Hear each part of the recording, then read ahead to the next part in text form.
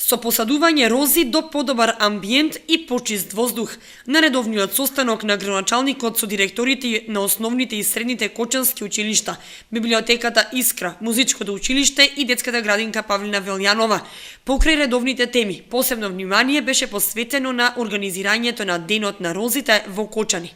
Денот на розите е ден кога секој од училиштата во градскиот парк ќе направи свој штанд, каде што секој од учениците ќе донесе по нешто од своето училиште и тој штанд на тој штанд ќе се организира една продажна изложба каде што средствата кои што ќе се соберат од тоа ќе бидат наменети повторно за набавка на други рози. Ќе биде интересно, ќе имаме една богата содржина и поканувам сите граѓани да повелат четврток 20 март во градски парк.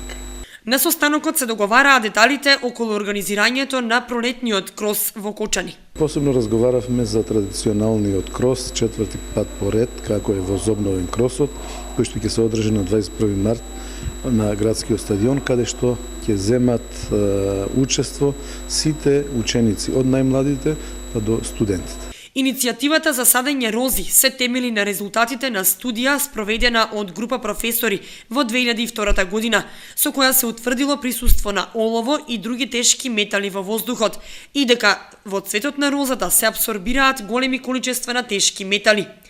Покрај масовното засадување на 20 март, планирани се и низа други активности за мотивирање на граѓаните да се вклучат во акцијата. Во текот на месец март, училиштата во своите наставни програми ќе внесат предавања и креативни работилници на тема роза, а ќе бидат организирани и ликовни изложби. Најдобрите творби ќе учествуваат на национален конкурс и ќе бидат наградени.